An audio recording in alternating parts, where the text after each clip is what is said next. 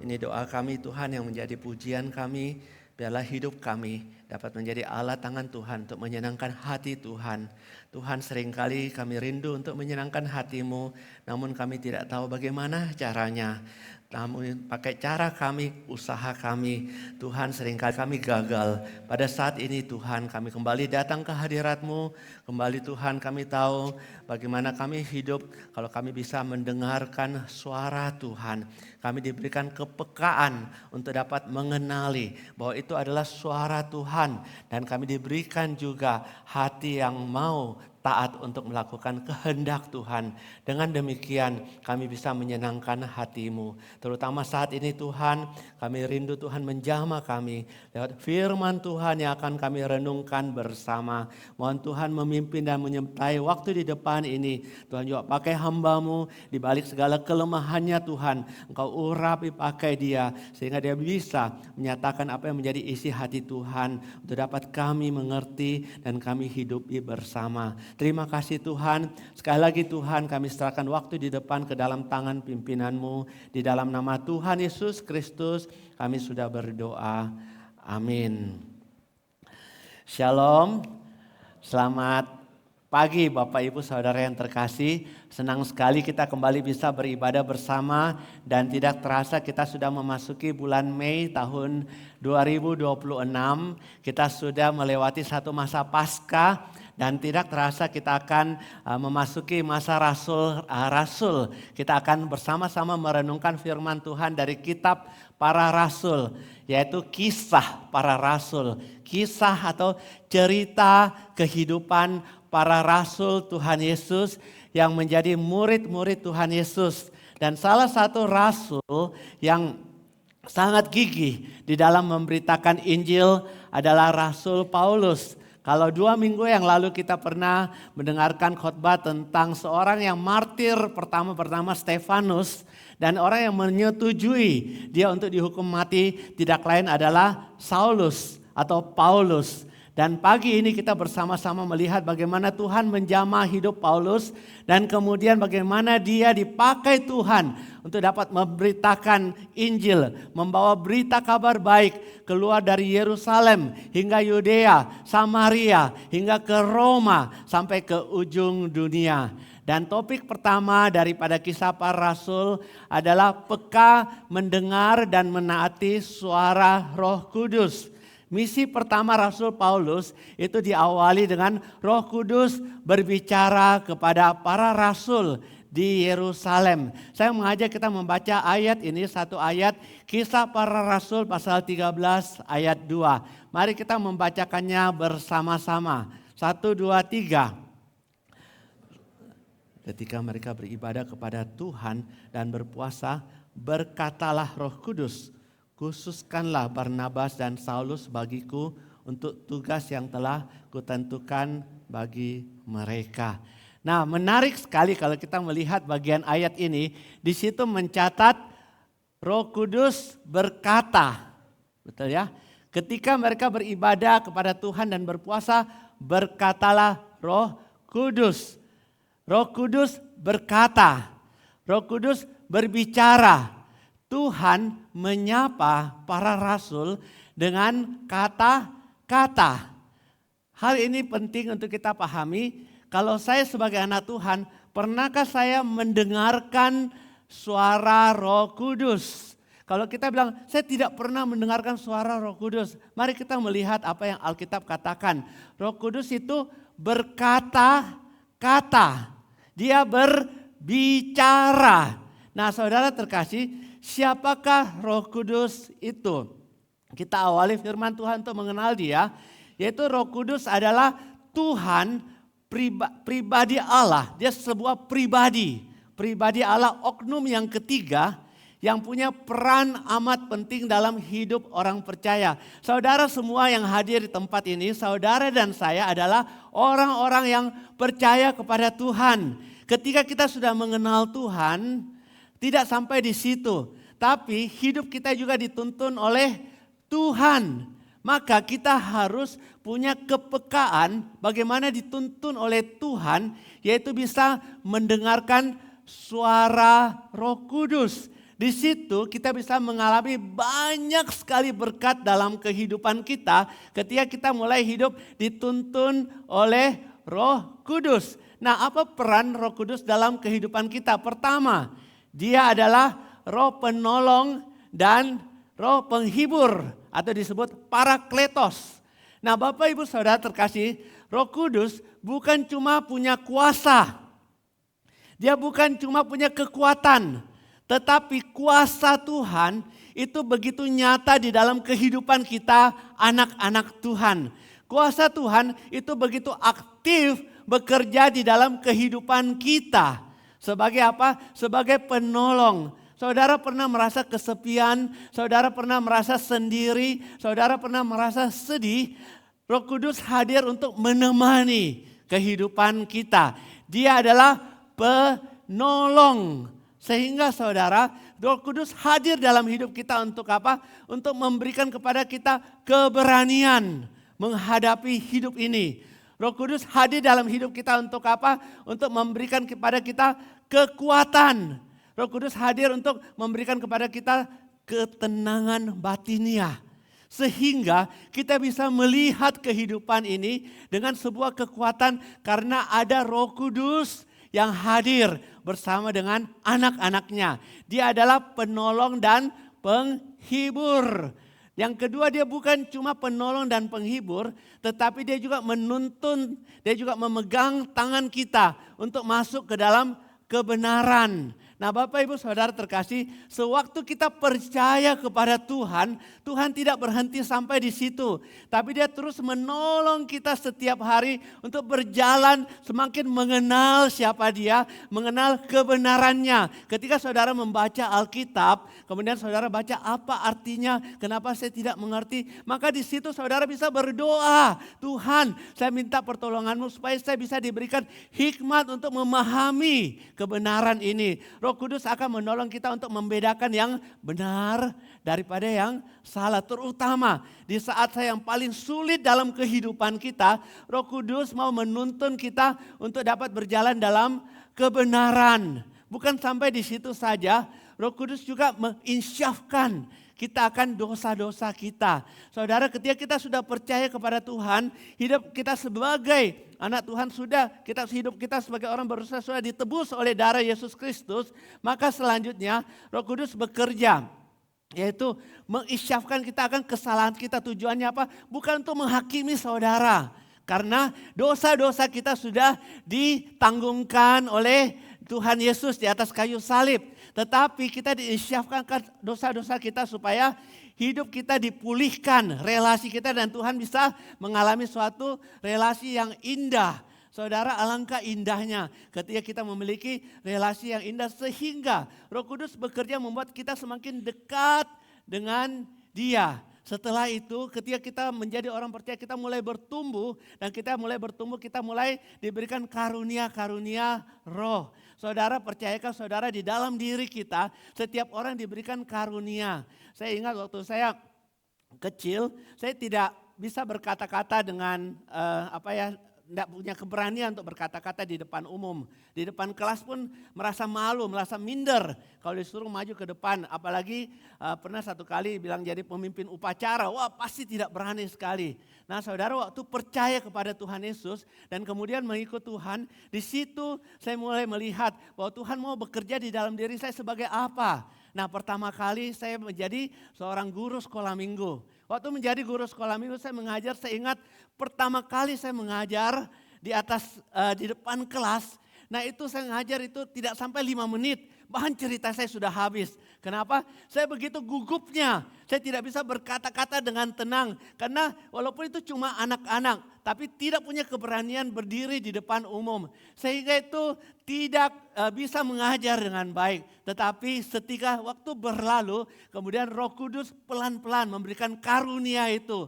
Pelan-pelan memberikan suatu hikmat bagaimana bisa berkata-kata di depan umum. Nah saudara terkasih, setiap orang yang sudah menjadi milik Tuhan diberikan karunia roh tersebut. Ada yang punya karunia, mungkin saudara punya karunia sebagai orang yang bisa menguatkan orang yang susah. Kalau saudara bisa melayani sebagai tim diakonia. Mungkin saudara punya karunia untuk mengatur administrasi dengan begitu rapi. Itu pun karunia yang diberikan. Mungkin saudara punya kemampuan untuk memimpin sebuah organisasi. Itu adalah karunia kepemimpinan. Nah saudara, setiap kita diberikan karunia roh. Dan yang satu lagi yaitu Roh Kudus memberikan kita jaminan hidup kekal. Sehingga tidak ada satupun di antara kita sini yang berkata suatu hari ketika saya meninggalkan dunia ini, saya tidak yakin apakah saya masuk surga atau tidak.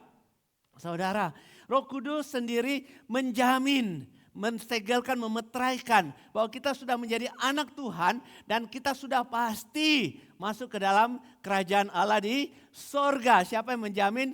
Roh Kudus. Dia bekerja begitu luar biasa dalam kehidupan anak-anak Tuhan. Namun persoalannya di sini, banyak orang Kristen, dia sudah rajin ke gereja. Dia sudah lama ikut pelayanan. Dia sudah banyak berdoa. Tapi masalahnya dia bilang, kenapa saya sepertinya tidak pernah mendengarkan suara Roh Kudus. Saya sudah melakukan banyak. Kenapa? Soal suara Roh Kudus itu seperti asing bagi saya. Nah saudara, mungkin pagi ini sampai di sini saudara bilang, loh kok hari ini kita mulai bergeser ya dari aliran Kristen menjadi aliran karismatik, tiba-tiba bicara. Tidak saudara, kita melihat bahwa Alkitab dengan jelas mengatakan Roh Kudus berbicara kepada anak-anaknya, kepada orang percaya. Tapi kenapa kita tidak mendengarkan suara Tuhan? Nah, salah satu alasan, saya ingat waktu saya kecil, saya menonton televisi.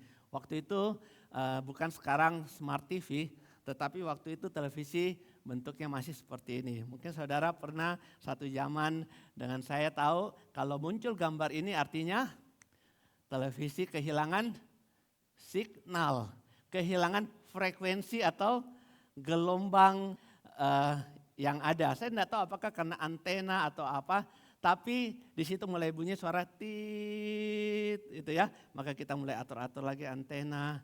Nah saudara, di dalam kehidupan kita seringkali kita kehilangan signal, frekuensi daripada suara Tuhan. Bukan karena kita tidak tahu, tetapi karena banyak hal yang memainkan peran untuk mengaburkan suara Tuhan dari hidup kita. Banyak hal yang mengganggu, yang mendisturb, yang menjadi penghalang, bahkan saya lupa istilahnya ya, untuk membuat suara kita tidak jelas. Itu pimpinan Tuhan atau tidak. Sebelum saya sekolah teologi ya, saya bekerja di sebuah perusahaan di situ untuk mengirim hasil laut.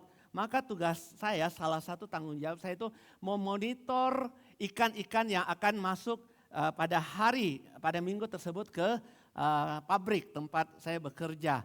Nah, oleh sebab itu supaya tahu berapa banyak ikan yang masuk dan jenis ikan apa saja, maka kami memiliki alat komunikasi. Jadi saya harus berkomunikasi, jadi karena itu adalah perusahaan hasil laut ikan, maka banyak kapal-kapal dari pabrik itu yang mencari ikan di tengah lautan. Jadi ada sampai di Laut Jawa, ada juga sampai di Laut Aru, di laut lepas sana. Di situ ada musim angin timur, ketika datang musim itu bulan Juli sampai September, banyak sekali ikan. Nah bagaimana saya tahu? Yaitu saya harus berkomunikasi dengan kapal-kapal di laut itu dengan menggunakan radio. Nah kalau saudara yang tahu tentang kapal tangkap ikan, biasanya di kapal tangkap ikan itu ada radio. Nah saudara, perusahaan, kantor pusat memiliki frekuensi dengan kapal-kapal ikan yang ada di laut. Nah, tapi masalahnya saudara, kenapa seringkali kami waktu komunikasi memanggil kapal itu tidak ada jawaban. Dan suaranya tidak jelas. Kenapa? Faktornya, karena pasti faktor cuaca. Apakah sedang ada angin kencang, atau mungkin ada hujan lebat di tengah laut, atau mungkin ada badai yang itu membuat gelombang itu signalnya menjadi lemah, sehingga kami tidak bisa menangkap dengan baik. Ada faktor lain ketika kami sedang komunikasi dengan kapal penangkap ikan kami di tengah laut, ada kapal asing atau kapal penangkap ikan lain yang sedang lewat, yang juga sedang main radio. Nah, jadi waktu kita berbicara yang masuk adalah suara dari kapal-kapal lain. Itu mengganggu komunikasi. Ada faktor-faktor lainnya. Karena apa? Karena di laut, karena itu laut udaranya itu korosif. Maka kadang-kadang radio kapal itu komponen-komponennya itu bisa berkarat. Sehingga itu membuat signal menjadi lemah. Hal-hal lain ketika mereka sampai perlaluan titik tertentu ada lekukan-lekukan dasar laut. Nah itu pada waktu-waktu tertentu juga menghalangi signal-signal yang ada. Nah Bapak Ibu Saudara itu adalah faktor-faktor eksternal yang mengganggu kita bisa berkomunikasi dengan baik. Saudara ketika kita mau mendengarkan suara Tuhan, kita mau tangkap frekuensi suara Tuhan, terkadang ada signal-signal ataupun penghalang-penghalang yang mengganggu itu bisa kita mengenal itu suara Tuhan. Hal yang kedua, yaitu bukan itu saja. Tapi juga ada faktor-faktor gelombang sudah baik tetapi ada noise-noise yang muncul. Ya mungkin hari ini saya mengajak saudara untuk masuk ke tempo-tempo yang dulu. Nah saudara tahu ini televisi hitam putih. Nah mungkin saudara masih ada simpan televisi ini di rumah saudara. Dan saya juga ingat waktu saya kecil salah satu berita yang tidak pernah tidak diputar ya saya tidak melihat tapi papa saya pasti duduk itu jam 10 malam sampai jam 10.30 itu namanya Dunia Dalam Berita. Nah ketika siaran Dunia Dalam Berita ditayangkan ada dulu ada namanya Zasli Rais, saya tidak tahu siapa dia, tapi ada Yasir Den Haas, mungkin saudara agak familiar dengan wajahnya, ada Yan Partawijaya yang lebih usianya lebih itu ya di tahun 90-an. Tapi selain berita-berita, ada siaran-siaran juga yang menarik, memberikan hiburan. Nah waktu itu cuma satu siaran saja, satu gelombang saja. Jadi orang tidak akan tertarik kepada siaran-siaran lainnya. Nah saudara salah satu siaran yang menarik yaitu yang saya lihat itu yaitu yang dibawakan oleh Kus Hendratmo. Saudara tahu dia membawa hiburan apa? Hah? Ya, itu ya berpacu dalam melodi. Kemudian di berapa tanya kamu berapa nada? Kamu berapa nada? Kemudian ting tang ting tong ya sampai 7 nada 6 nada. Kadang-kadang juga ada sekilas wajah. Nah saya kemarin nonton itu tapi di YouTube sudah cari sekarang sudah tidak ada. Masih juga Kus Hendratmo yang bawa bagaimana dia dengan para penyanyi-penyanyi kelas papan atas ya. Jadi ada Bruri Peso 5 menyanyi suaranya begitu merdu, ada Hetikus Endang, nah mereka nyanyi berpacu dalam melodi. Nah itu kita lihat itu sangat senang karena apa? Itu hiburan tapi cuma satu berita saja. Nah ada satu lagi yang menarik yang dibawa oleh Om Kusman, saudara tahu dia bawa berita apa? Hiburan apa? Dia ada lagunya selalu ya, lenggang mengorak, menarik hati serentak. Hei, hei, siapa dia? Saudara masih ingat lagu ini ya? Mungkin di antara kita 70% mungkin ya anak muda tidak tahu. Tapi itu juga suatu hiburan yang menarik. Nah saudara dulu kita cuma satu siaran saja. Sehingga kalau kita mau tangkap satu berita itu gampang sekali. Tapi berbeda dengan hari ini. Hari ini saudara begitu dapat TV, begitu saudara buka itu bukan cuma dari televisi. Tetapi ada begitu banyak siaran-siaran lainnya. Bukan cuma ada puluhan ya belasan siaran tapi sudah ada Netflix. Waktu kalian klik di Netflix di situ sudah muncul ada mungkin sampai ratusan channel yang ada. Siapa sini yang lihat wah saya lebih suka lihat drama Korea, ada drama Cina, ada India, ada Indonesia. Ada lagi film horor, ada film komedi, ada film-film yang begitu banyak. Nah saudara, hari ini begitu banyak hal yang menarik perhatian kita. Itu menjadi suatu hal bahwa ketika kita tidak bisa fokus kepada satu gelombang, itu berarti apa? Ada begitu banyak interupsi berdasarkan keinginan yang keluar dari diri kita. Sehingga saudara, saya mengajak kita kembali merenungkan bagian ini, ketika kita mau mendengarkan suara Tuhan seringkali begitu banyak interupsi. Kenapa interupsi itu bisa muncul? Karena di dalam diri kita itu timbul begitu banyak keinginan-keinginan dari dalam diri kita. Sehingga kita tidak bisa mengenali itu suara Roh Kudus. Nah pagi hari ini menjadi satu poin pertama kita yang penting. Bagaimana saya tahu kalau itu suara Roh Kudus? Pertama, kita mengenal itu suara Roh Kudus pertama, yaitu suara Roh Kudus tidak pernah bertentangan dengan kebenaran firman Tuhan. Itu poin yang paling penting. Suara Roh Kudus tidak pernah bertentangan dengan kebenaran firman Tuhan. Sehingga saudara ketika suatu hari saudara sedang tenang-tenang, tiba-tiba saudara klaim, saya mendengarkan suara Roh Kudus. Jangan dulu buru-buru itu bilang itu suara Roh Kudus. Cek dulu dengan kebenaran firman Tuhan. Apakah itu sesuai atau tidak. Nah, ayat selanjutnya Kisah Para Rasul pasal 13 ayat 3 juga mereka mendengarkan Roh Kudus berkata-kata. Tetapi apa mereka lakukan selanjutnya kita baca bersama ya 1, 2, 3. Maka berpuasalah dan berdoalah mereka. Dan setelah meletakkan tangan ke atas kedua orang itu, mereka membiarkan keduanya pergi. Kedua orang ini adalah Barnabas dan Saulus. Nah saudara, mereka tidak serta-merta mendengar langsung pergi. Tetapi selanjutnya dikatakan setelah mendengar Roh Kudus berkata-kata mereka berpuasa. Mereka berdoa. Nah Bapak Ibu Saudara, hari ini banyak orang itu sebenarnya mendengar keinginan hatinya sendiri. Tetapi dia pakai bahasa-bahasa rohani yang mengatakan tidak, itu Tuhan yang berbicara. Itu Tuhan yang berkata demikian. Nah ini beberapa contoh ya, ada orang karena jengkel sama seseorang, sakit hati kepada seseorang, maka dia melakukan hal yang buruk kepada orang itu dan berkata, Tuhan sudah berkata-kata kepada saya, haruslah kamu mengajarkan kepada dia suatu pelajaran yang berat supaya dia bertobat. Nah saudara, itu bukan perkataan firman Tuhan. Itu adalah suara keinginan dia sendiri. Ada juga sebagian orang yang selalu menganggap dirinya lebih baik dari orang lain. Dan dia juga suka mengklaim memakai firman Tuhan, padahal itu adalah keinginannya sendiri. Dia melihat orang lain, dia bilang, tidak, saya harus lebih baik dari dia. Saya punya cara lebih baik, saya punya cara berpikir lebih benar dari dia.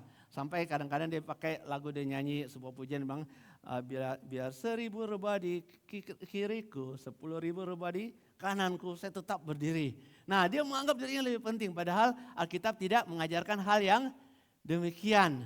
Ada satu bapak, ini cerita ya, ini bukan terjadi di sini. Bapak ini punya banyak keinginan kedagingannya. Tetapi dia suka mengatakan kepada orang lain itu adalah suara Tuhan yang berbicara kepada dia. Kita sebut saja namanya Pak Bambang. Sini ada namanya Bambang? Tidak ada namanya. Pak Bambang ini cinta sekali dengan barang-barang elektronik. Maka dia tidak mau ketinggalan untuk memiliki barang elektronik yang paling baru. Dan dia selalu bisa berkata-kata rohani untuk mensupport keinginannya. Satu kali dia pulang kantor, dia lewat satu toko elektronik dan dia lihat sebuah televisi LED yang sangat-sangat menarik hatinya. 75 inch, model terbaru. Kemudian dia tanpa pikir, karena dia begitu suka barang elektronik, dia beli, dia bawa pulang ke rumah. Nah begitu sampai di rumah, istrinya bilang, kamu bawa apa itu? Begitu besar. Dia diam-diam. Kemudian ditanya, apa itu? Ketahuan televisi. Langsung istrinya bilang, kamu tahu enggak? Kamu kan sudah janji, bulan ini kita harus lebih menghemat. Kita harus bayar cicilan rumah. Kenapa kamu boros belikan ini?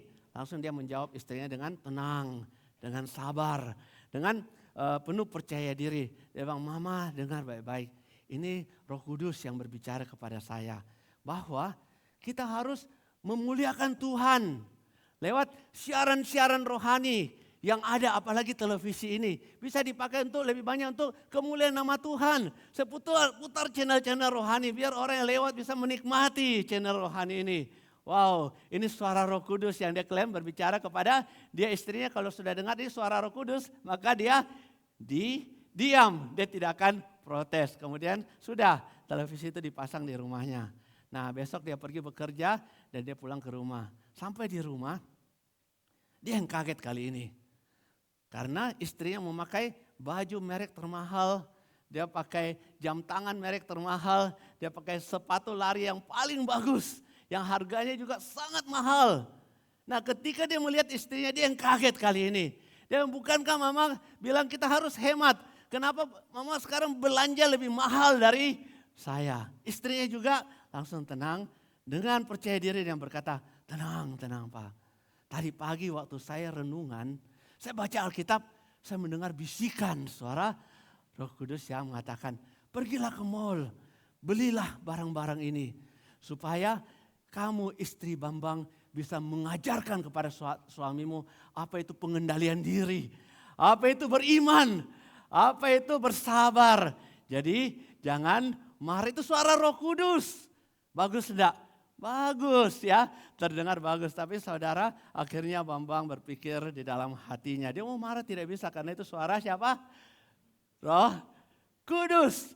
Cuma dia bilang, waduh, suara Roh Kudus versi istri saya lebih mahal daripada suara Roh Kudus versi saya. Nah saudara terkasih, itu yang terjadi di dalam kehidupan, contoh soal saja. Dalam kehidupan orang-orang percaya, kenapa mereka tidak bisa mendengarkan suara Tuhan lebih baik? Karena suara dari dirinya itu berbicara lebih keras.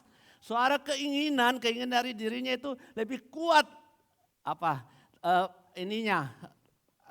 Supportnya. Sehingga suara Tuhan itu semakin kecil. Nah saudara, ketika kita mendengarkan, bahwa kita tahu itu suara, kita harus cek kalau ini adalah betul. Dengan mencek sesuai dengan Alkitab. Kenapa? Karena pertama, Roh Kudus sendiri adalah penulis Alkitab. Kita baca bersamanya 1, 2, 3. 2 Petrus 1 ayat 21.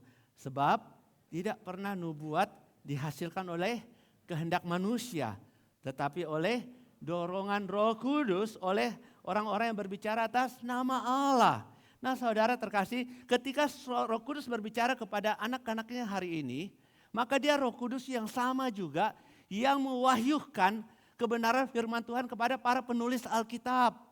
Sehingga hari ini Alkitab sudah selesai ditulis, tidak bisa kita katakan saya punya mendengar suara Allah yang belum dicatat dalam Alkitab. Tidak bisa. Karena semuanya itu sudah selesai. Sudah menjadi satu buku yang namanya Alkitab. Maka kalau kita dengar, mari cek apakah itu betul ada di dalam firman Tuhan. Hal yang kedua, Roh Kudus berbicara kepada kita, anak-anaknya tujuannya apa? Untuk mengingatkan kita akan kebenaran firman Allah. Sehingga kalau dia mengingatkan kita akan kebenaran firman Allah, maka kita tahu bahwa itu adalah suara Tuhan. Kita baca bersama ya, Yohanes 14 ayat 26, 1, 2, 3. Tetapi penghibur yaitu Roh Kudus yang akan diutus oleh Bapa dalam namaku, dialah yang akan mengajarkan segala sesuatu kepadamu dan akan mengingatkan kamu akan semua yang telah kukatakan kepadamu. Jadi kadang-kadang kita masuk dalam waktu-waktu usia demensia, mulai suka pikun, mulai suka lupa. Nah Roh Kudus bisa bekerja di dalam diri orang-orang yang tua. Dalam orang-orang yang mungkin memorinya sudah mulai terganggu. Ia bisa bekerja ketika kita menghadapi suatu hal. Tiba-tiba firman Tuhan yang pernah kita dengarkan waktu sekolah minggu, atau waktu kita remaja, atau kita pemuda, atau waktu kita dalam kondisi di gereja dikhotbahkan. Ketika kita menghadapi masalah, tiba-tiba itu bisa muncul keluar. Nah itu suara Roh Kudus. Roh Kudus berbicara, mengingatkan kepada kita bahwa itu adalah kebenaran firman Tuhan. Yang ketiga, Roh Kudus tidak berbicara dari dirinya sendiri ya. Kita baca Yohanes 16 ayat 13, 1, 2, 3. Tetapi apabila ia datang, yaitu Roh kebenaran, ia akan memimpin kamu ke dalam seluruh kebenaran. Sehingga ia tidak akan berkata-kata dari dirinya sendiri, tetapi segala sesuatu yang didengarnya itulah yang akan dikatakannya.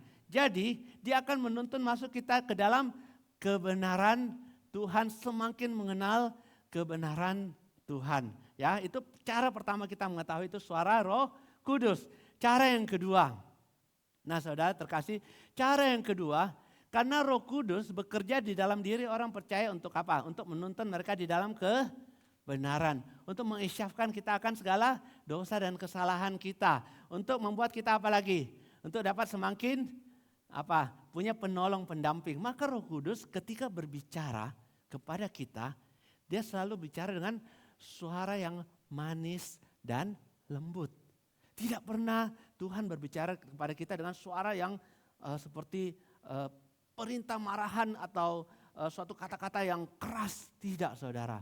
Tetapi dia berbicara kepada hati nurani kita dengan cara yang manis dan lembut. Nah, masalahnya di mana? Masalahnya hari ini ada begitu banyak kebisingan yang terjadi yang volumenya lebih kencang. Tapi orang yang sudah bergaul dekat dengan Tuhan, maka dia punya kepekaan khusus. Dia bisa mendengarkan suara yang lembut dan manis tersebut. Karena dia lebih peka. Karena suara Roh Kudus itu jauh lebih lebih menyegarkan, lebih menenangkan, bukan cuma fisiknya, tetapi masuk ke dalam emosi. Lebih dalam lagi masuk ke dalam jiwanya. Bahkan ketika dia menghadapi kesulitan yang paling berat, ada keberanian yang tiba-tiba keluar. Karena suara bisikan, Roh Kudus sedang berbicara kepada dia dengan manis dan lembut. Nah, ada satu bagian dalam Alkitab. Ada seorang tokoh Alkitab yang melayani Tuhan luar biasa. Dan dia adalah orang yang berani luar biasa. Dan waktu satu kali ketika dia melayani Tuhan dengan begitu banyak, begitu penuh keberanian, tiba-tiba dia merasa begitu lelah. Karena dia terkuras, bukan cuma terkuras, fisik habis, pikirannya, tenaganya habis. Tetapi dia sedang ditekan, dia sedang diteror oleh seorang ratu. Mungkin saudara kenal siapa dia? Siapa? Hei, siapa dia? Siapa dia? Yaitu kalau dapat hadiahnya televisi Sony. Siapa namanya? Ya, itu di Hei, siapa dia? Yaitu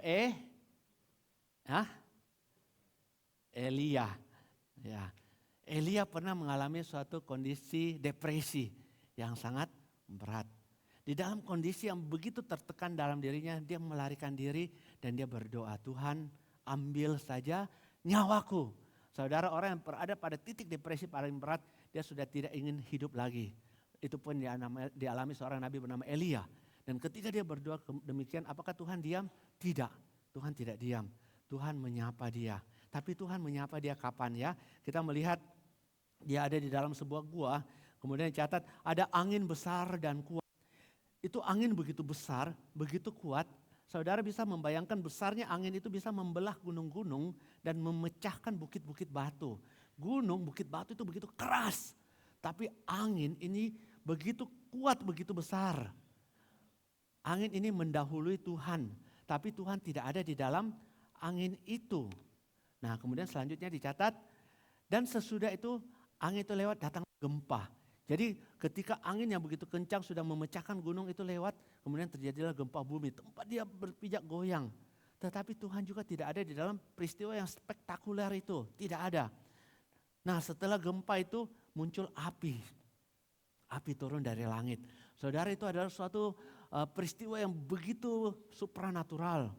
Api yang begitu besar itu turun dari langit. Tapi Tuhan juga tidak ada di dalam api itu. Dan selanjutnya dicatat ya di sini.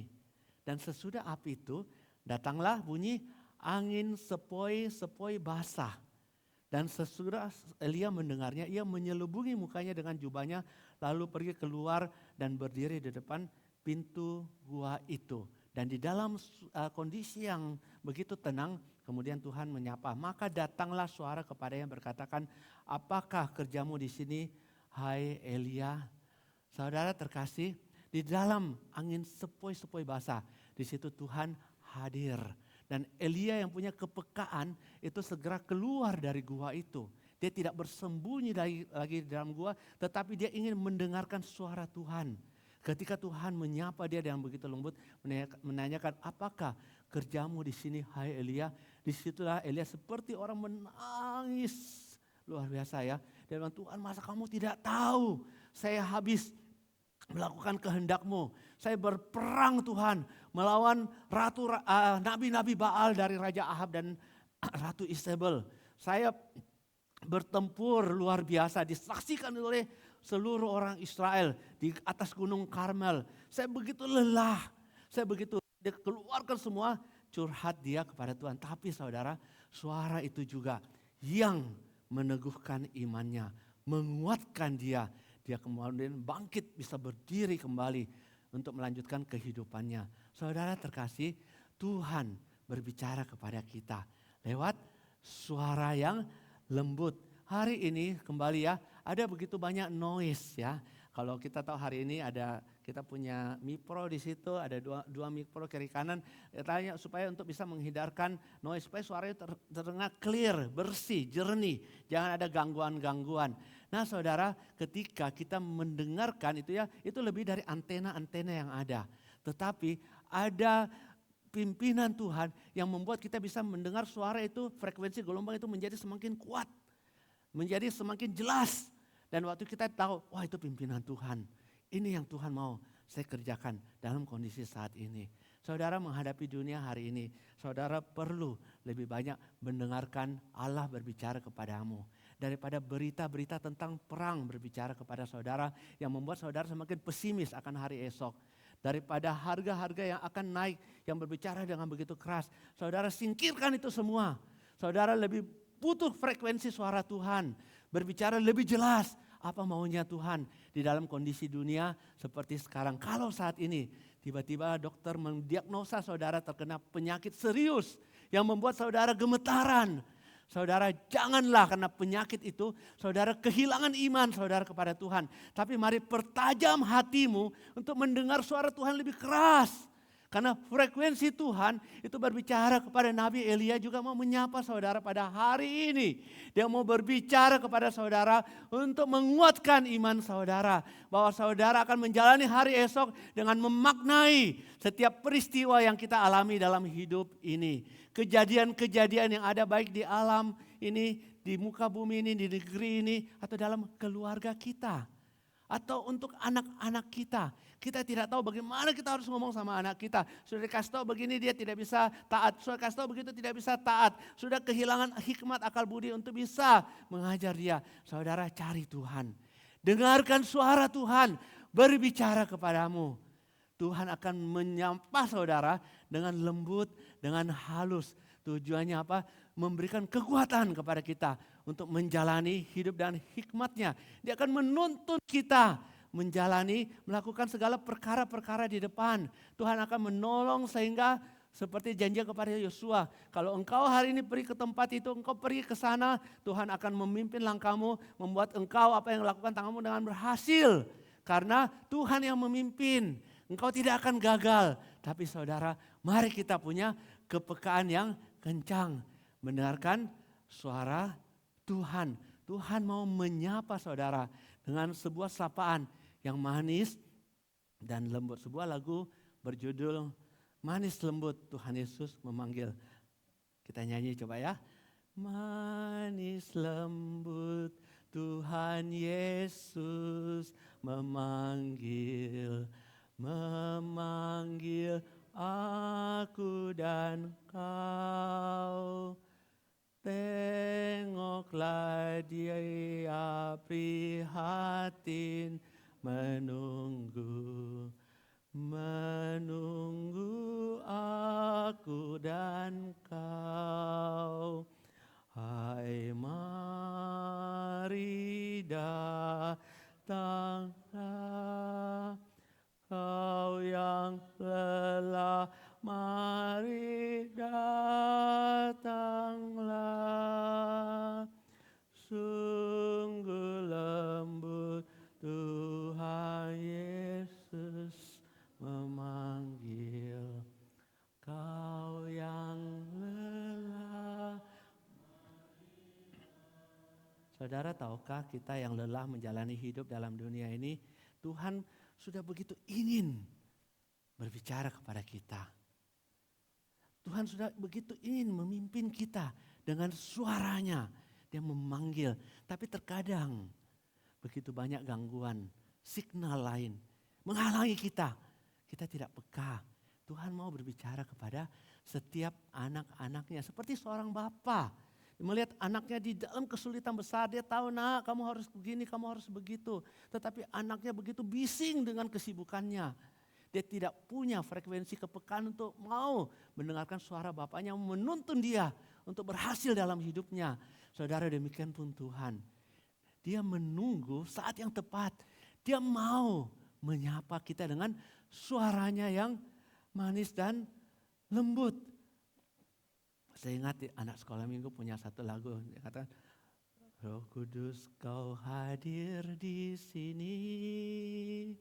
Roh Kudus, ku mengasihimu.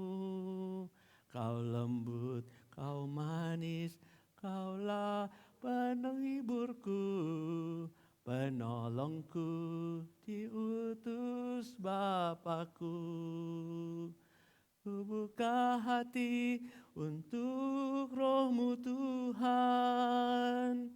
Ku buka hati menyembah-Mu Yesus. Jamalah kami, penuhi kami dengan suasana Allah Maha Tinggi. Saudara terkasih, Allah di dalam tempat yang maha tinggi mau menyapa kita, memberikan kita kekuatan, memberikan kepada kita kuasa, memberitahukan penuntun-penuntunnya untuk kita menghadapi pimpinannya. Yang ketiga, saudara, setelah kita bisa mengenali suara Tuhan, kita mendengar suara Tuhan, kita taat kepada suara Tuhan. Ayat selanjutnya kita melihat bagaimana rasul-rasul taat kepada suara Tuhan. Di situ dikatakan, oleh karena disuruh Roh Kudus, Barnabas dan Saulus berangkat ke Seleukia dan dari situ mereka berlayar ke Siprus. Setiba di Salamis, mereka memberitakan firman Allah di dalam rumah-rumah ibadat orang Yahudi. Mereka mengelilingi seluruh pulau itu sampai ke Pafos. Ini ada peta perjalanan misi Rasul Paulus yang pertama. Mereka dari Antiok, paling sebelah kiri kita, paling kanan saudara. Kemudian sampai di Seleukia yang dicatat dalam Kisah Para Rasul pasal 13. Kemudian mereka nyebrang sampai ke Pulau Siprus. Maka mereka akan berhenti, kapal mereka akan berlabuh di paling timur dari Pulau Siprus, yaitu kota Salamis. Itu yang dicatat dalam Kisah Para Rasul. Kemudian mereka mengelilingi Pulau Siprus itu sampai di Pafos, di sebelah barat dari Pulau Siprus itu. Itu perjalanan misi dan sepanjang perjalanan itu mereka masuk ke rumah-rumah ibadah orang Yahudi untuk mengajarkan kebenaran firman Tuhan, menyampaikan suara Tuhan kepada mereka. Karena mereka mengasihi, ini perjalanan misi di mana Injil Tuhan mulai keluar dari Antioquia, dari Yerusalem, mulai ke arah barat, masuk ke Eropa, kemudian masuk ke Afrika. Nah, Bapak, Ibu, Saudara terkasih, karena peka terhadap suara Roh Kudus mereka taat. Saudara, salah satu untuk menguatkan signal gelombang suara Tuhan untuk kita bisa tangkap, yaitu ketika kita mulai melatih kita untuk taat kepada suara Tuhan satu lepas satu. Semakin saudara taat, semakin suara Tuhan semakin jelas. Nah, ada sebuah cerita mengatakan seperti memahami orang yang berlatih dengan ototnya. Sini siapa yang suka gym? Saya percaya sini banyak yang suka pergi gym, pagi-pagi olahraga angkat besi. Nah, semakin kita sering olahraga asal benar ya, ototnya akan semakin kuat. Semakin kita kurang maka ototnya semakin kendur. Nah, semakin kita taat melakukan kehendak Tuhan, suara Tuhan, kita punya kepekaan mendengar suara Tuhan itu semakin kuat.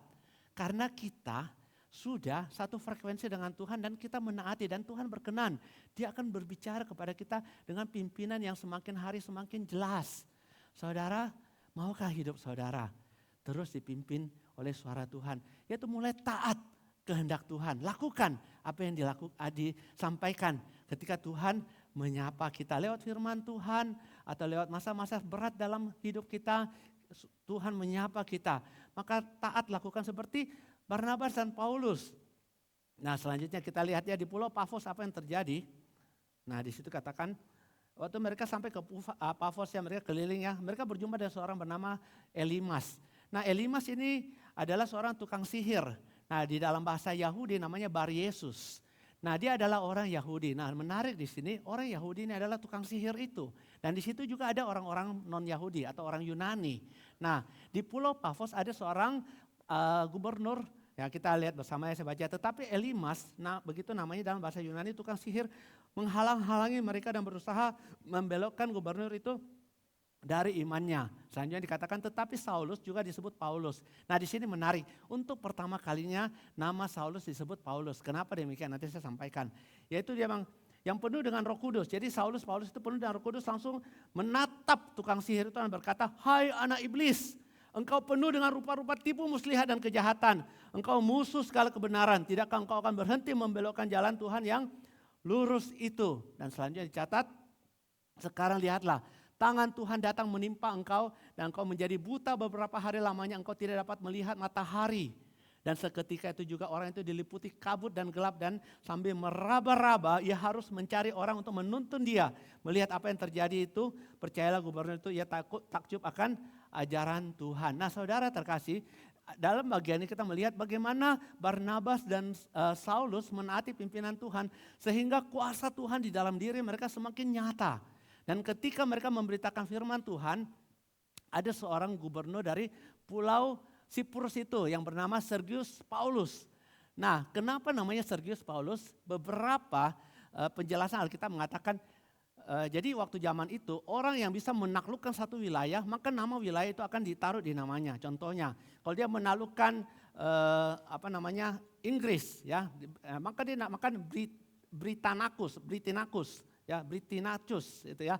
Kalau dia menaklukkan Jerman, dikasih nama Germanicus. Kalau dia menaklukkan Afrika, dinamakan Africanus. Supaya tahu bahwa dia jenderal yang menaklukkan wilayah itu, ditambahkan namanya. Nah jadi nama Saulus pertama kali dikatakan dipanggil Paulus di tempat itu. Karena itu orang pertama yang Saulus taklukkan, membawa iman dari gubernur itu percaya kepada Tuhan. Dan dia mengaruniakan nama Paulus itu kepada Paulus. Dan Paulus itu adalah nama Roma. Saulus itu adalah nama Yahudi. Jadi di beberapa Alkitab kita baca kenapa ditulis Saulus? Karena Saulus sedang memberitakan Injil di kalangan orang Yahudi. Tetapi ketika dia mulai masuk ke Roma, di situ pakai Paulus. Karena di situ untuk mengidentitaskan dia sebagai orang Roma. Yang katanya namanya diperoleh dari gubernur itu. Nah ini adalah penafsiran yang mengatakan demikian. Nah saudara kembali di sini kita melihat ketika Paulus dan Barnabas taat kepada perintah Tuhan, maka kuasa Allah semakin nyata dan salah satu buktinya ketika mereka mengabarkan Injil, mereka dihalang-halangi oleh tukang sihir yang bernama Elimas. Dan ketika Paulus melihat dia berusaha mengganggu pelayanannya, maka dia menghardik tukang sihir itu. Saudara kalau hari ini kita menghadapi tukang sihir atau orang itu ya kita langsung keder, kita langsung minder, kita langsung takut. Waduh ini orang punya kuasa gelap. Saudara seharusnya kalau saudara penuh dengan pimpinan Tuhan, saudara adalah anak Tuhan, saudara punya kuasa yang jauh lebih tinggi dan lebih besar. Dan saudara punya keberanian untuk menghadapi kuasa-kuasa kegelapan karena Tuhan kita punya kuasa lebih besar daripada kuasa-kuasa di dalam dunia ini. Nah itu yang dialami oleh Rasul Paulus. Dia tahu dia anak Tuhan. Tuhannya lebih besar daripada Tuhannya Elimas tukang sihir itu. Dia tidak takut kepada tukang sihir. Malah dia menghardik karena dia penuh dengan Roh Kudus. Saudara terkasih, setiap kita hidup dipenuhi Roh Kudus bukan suatu hal yang jauh dari kita. Banyak orang bilang, wah itu cuma mirip rohaniawan, itu cuma dikasih ke beberapa orang full timer seperti pendeta, itu cuma para diaken gereja yang rajin layani. Tidak saudara, semua orang percaya di dalam dirinya bisa dipenuhi Roh Kudus. Bagaimana caranya? Seperti Paulus, mereka menaati pimpinan Roh Kudus. Maka suara Roh Kudus itu harus kita dengar baik-baik. Yang menjadi suara Tuhan itu semakin lemah ketika kita mengabaikan suara-suara itu. Ketika Tuhan sudah memimpin kita, kita tiba-tiba kaburkan. Kita tiba-tiba tunda-tunda, kita tidak mau lakukan. Kita merasa suara keinginan kita lebih keras dan kita taat kepada keinginan kita. Maka itu membuat suara Tuhan semakin hari semakin mengecil. Frekuensinya semakin jauh, semakin tidak jelas. Karena kita tidak taat. Saudara, kita perlu peka suara Tuhan yang sedang berbicara kepada setiap anak-anaknya. Saudara, ada sebuah peristiwa yang terjadi pada tahun 2012, yaitu saudara pasti ingat beritanya 14 tahun yang lalu sebuah pesawat milik Rusia, itu pesawat baru dan waktu dia tes terbang dengan segala teknologi paling canggih itu hari itu juga hancur, tabrakan dengan Gunung Salak. Saudara ketika dipelajari apa yang menjadi penyebab kecelakaan ini, dia bilang apakah faktor cuaca? Karena memang daerah situ, di daerah Gunung Salak itu cuaca cepat berubah. Kadang-kadang awan bisa tebal sekali. Tapi dari BMKG tidak, bukan faktor cuaca. Ada yang mengatakan itu karena Gunung Salak punya kekuatan magnet yang besar sehingga bisa menarik. Katanya kayak logam itu ya, kayak pesawat. Itu menurut itu ya, menurut itu. Tapi dibilang sekuat apapun itu ya, sampai dibilang Gunung Salak adalah gunung yang penuh dengan mistis.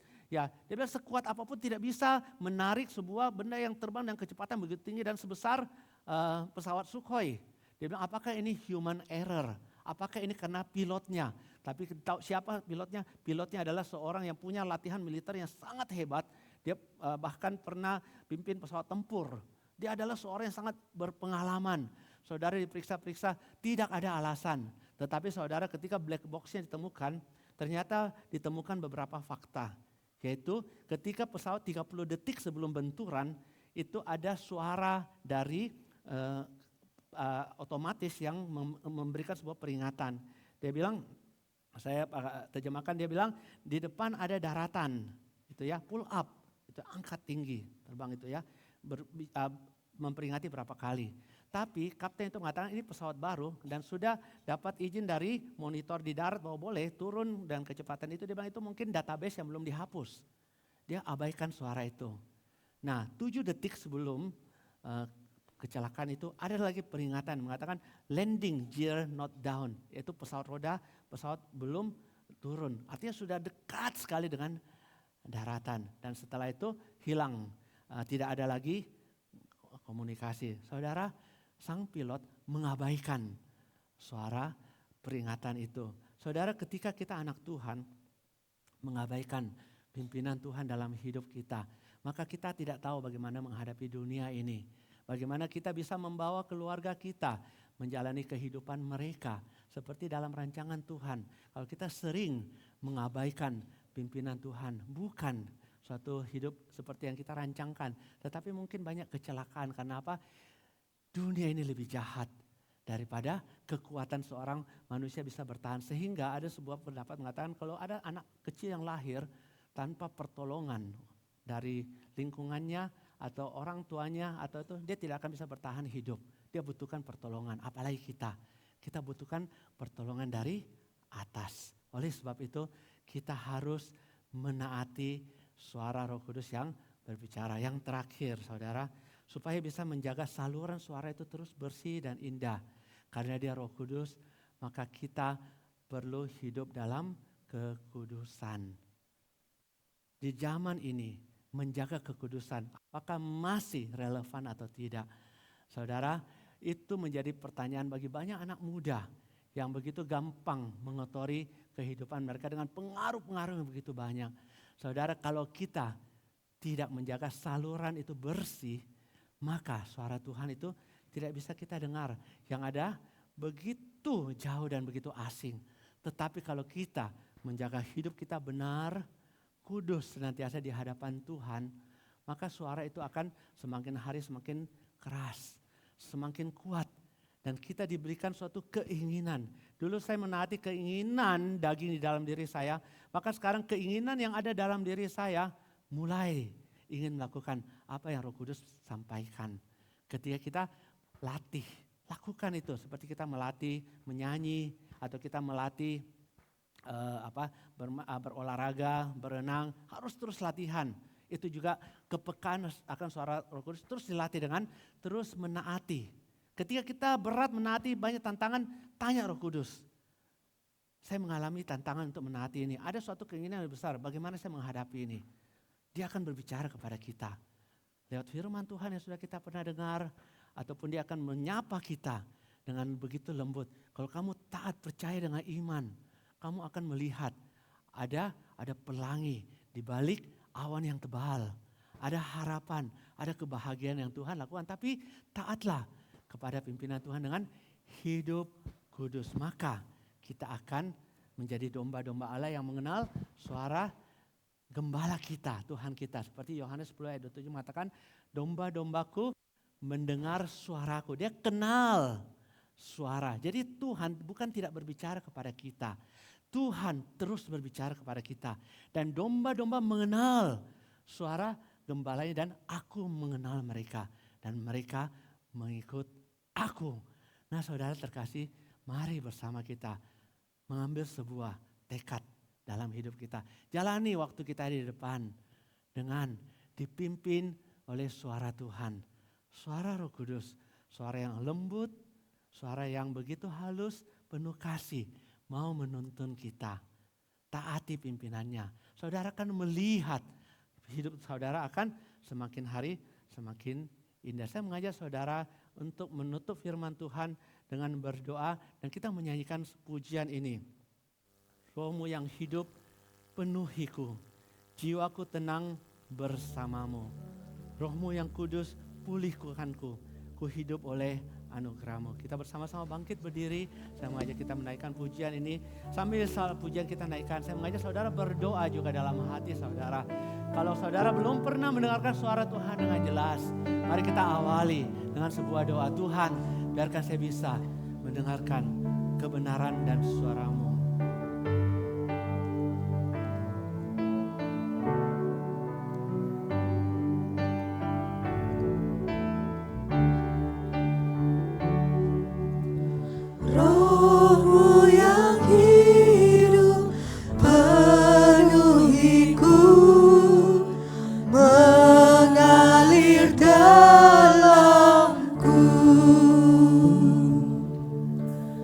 Jiwaku tenang bersamamu dalam naunganmu. Ku buka hati untuk jamahanmu, berserah penuh di hadirat.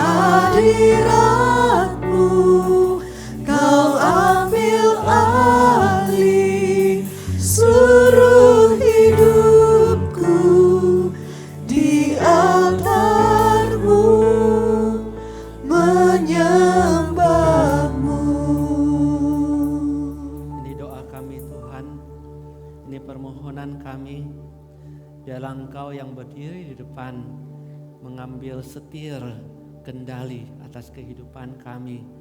Tuntun kami dengan suara-Mu Tuhan. Kami anak-anak-Mu rindu mendengar Engkau menyapa kami. Tuhan, pada pagi hari ini kami datang kepadamu. Untuk setiap kami yang saat ini kalau kami belum mengenal Engkau, suara-Mu berbicara belum pernah kami dengar dengan jelas. Tolong kami mulai saat ini Tuhan. Kami mau melangkah satu langkah demi satu langkah dengan taat mengikuti tuntunan suara Tuhan. Terima kasih Bapa, dengar doa kami. Seperti Engkau menyertai para rasul, mereka bisa menjalankan akan panggilan Tuhan dengan penuh kuasa Tuhan untuk menyatakan kasih Allah sampai ke ujung dunia. Engkau juga memakai setiap kami dalam keterbatasan kami. Engkau menuntun kami dengan suara dan kebenaran-Mu. Terima kasih Bapa, dengar doa kami, tolong kami Tuhan. Buat anak-anak-Mu yang pagi ini menghadapi banyak masalah, kesulitan. Pagi ini juga Tuhan, suara-Mu menuntun mereka melihat kebenaran-Mu yang menunjukkan sebuah pintu keluar atas segala pergumulan yang dihadapi. Terima kasih Tuhan Yesus, dengar doa kami.